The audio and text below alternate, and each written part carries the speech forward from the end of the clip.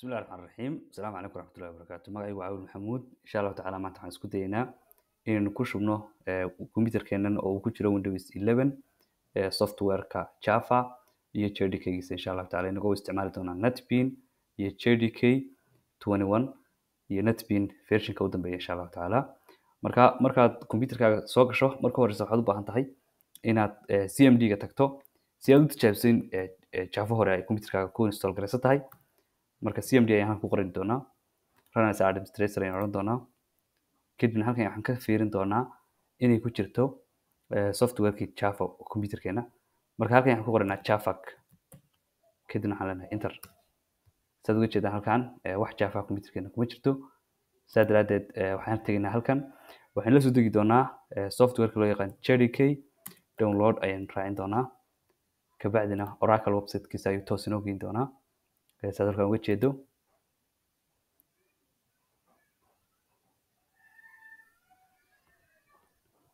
okay saad ujeedo halkan versions kala duwan ayuu kusoo dhigayaa balse versionka aynu inagu doonayna waa Java 21 oo ah long time supportka ay u dambeeyay ay soo dayaan Oracle kadib waxaan tagi doonaa halkan hoos aynu bixi doonaa halkan waxa ku jira Linux halkan waxa ku jira Mac halkan waxa ku jira Windows marka haddaad Linux isticmaalaysaa operating systemka ama Mac halka aad kala degi doontaa sidoo kale Windows-ki waa kan ugu dambeeya installerkan ugu dambeeya MSI ayaynu la soo degi doonaa insha Allah tacaala inagoo linkigan riixi doona linkigan waxaan isku dayeynaa inaan hoos idin dhigno insha Allah tacaala kadib linkigan ayaan riixi doonaa saad ujeedaan wuu inoo bilaabay hadeer already inuu inoo dejiyo sidoo kale halkan waxaan kala soo degi doonaa softwareka labaad oo ah isaguna NetBean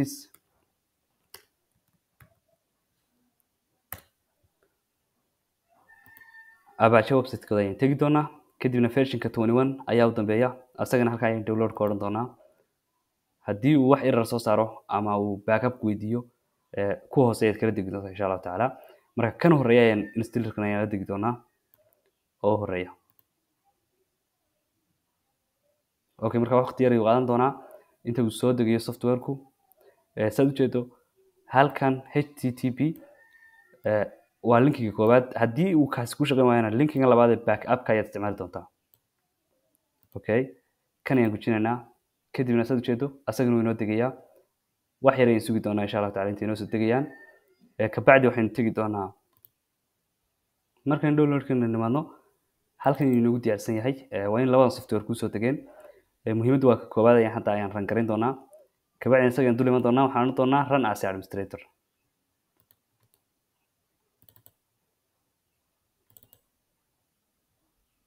saad ujeedo preparing buu wadaa halkan daaqadan ayuu ku keeni doonaa kabacdina waxaad samayn doontaa next halkan waxaa weeyaan waa muhiim waa program fileska halka uu kaaga dhigayo locationka waad bedelan kartaa laakiin inta badan defaultiga waa C program files Java JDK marka wuuna ku anfici doonaa addresska waad u baahan doontaa next ayaan oran doonaa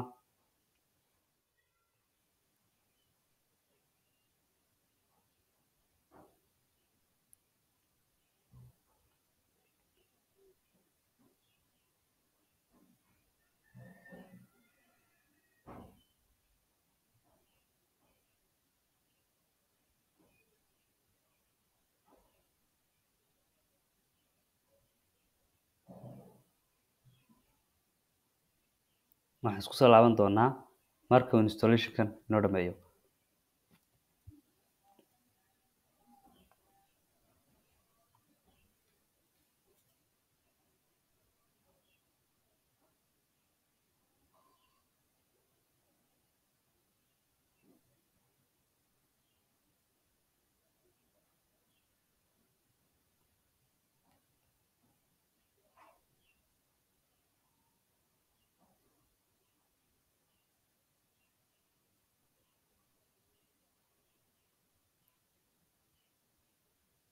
saad ujeedo haddeer Java softwareki si wacan ayuu inoogu install garoobay haddeer wuu inoo dhameeyey installationkii kabacdina waxaan oran doonaa close kadib halkan waxaan ka raadin doonaa waxa loo yaqaano environment variable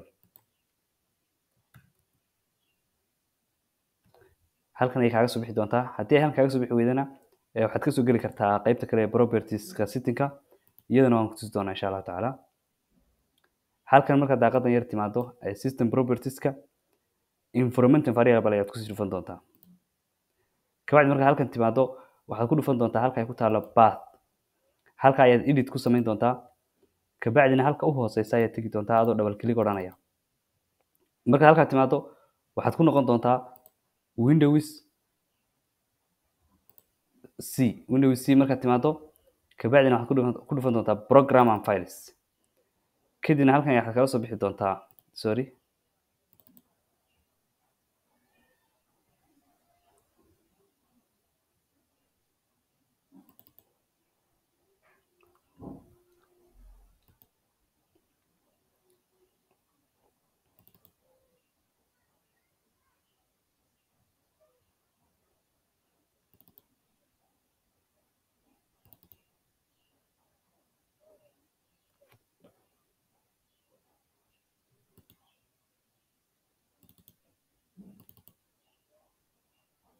okay.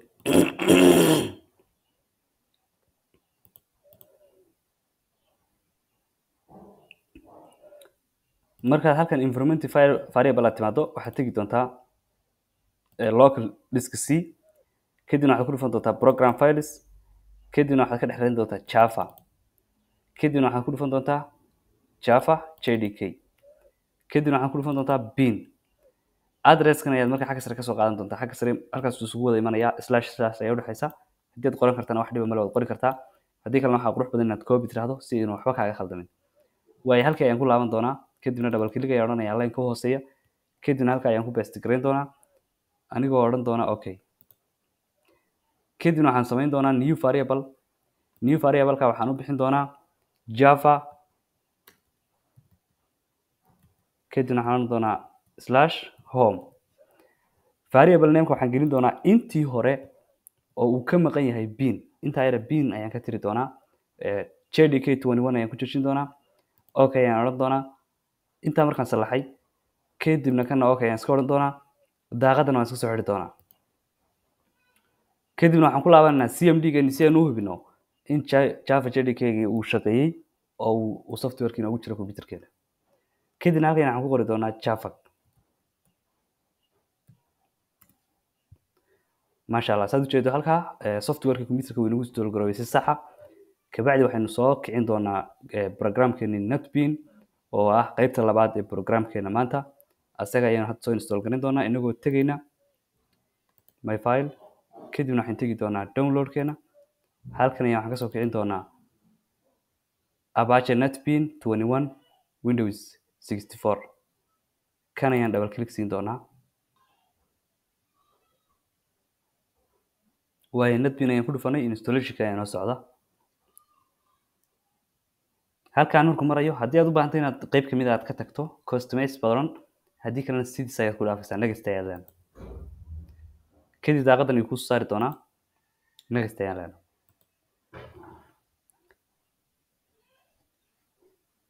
kadib wuxuu kuu sheegi doonaa meesha uu kuu dhigayo iyo magaca uu kugu qorayo. kadibna next ayaad leena. kadib any check updates iyo waxyaalahaas ku tusaya. kadibna waxaad oranaysaa install. installation-ka hadda inoo biloomaya. saad ujeedaanba software-keeni NetBean asaguna wuu inoogu install garoobay si dhammaystiran. kadib isaga ayaan soo kicin doonaa. halkan bannaan iska yaalaa waad ujeedaan NetBeans.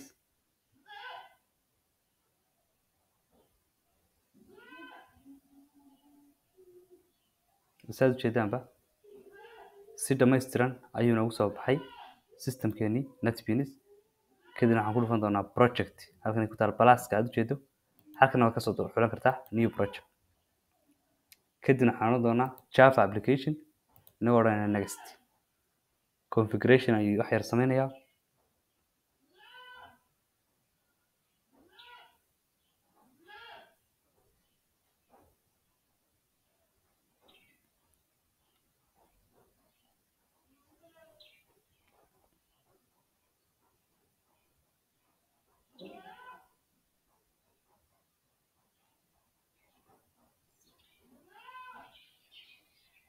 saad ujeedaan waxaa laga soo saaray magacii iyo wax kastoo project ah ku saabsanaa halkan ayaanad ka bedelaysaa wixii aad u baahan tahay inaad ka bedesho.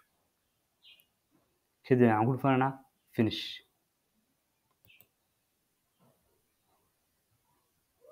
saad halkaa uga jeedo systemkeena wuxuu inoogu soo baxay si qurux badan. kadib waxaan odhan doonaa build oo ah in projectkeena in la dhiso oo la sameeyo. wax yar uu qaadan doonaa. kadib projectkeeni si dhammaystiran ayuu inoogu dhismay. waxa aan laynaga rabaa un waa inaan koodhadhkeeni iyo wixii aan ugu talagalay ayaan ku dhex samaysano.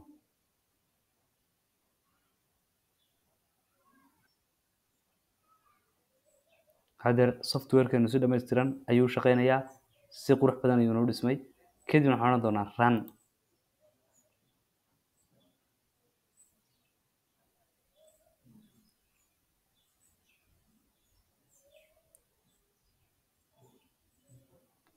saad u jeedaan waa ka halkaa hello world ka soo saaray. adigoo waxaad rabtana ku bedelan karaa, waxaad rabtaa outputkaagu inuu noqdo.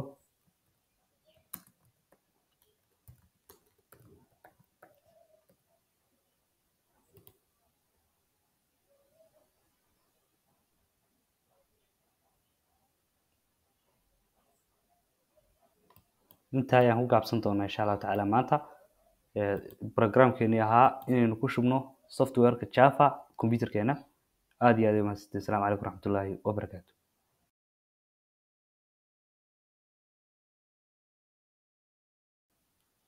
JDK-geeni ayaynu ku install garin doonaa. wax yar ayaan iska sugaynaa.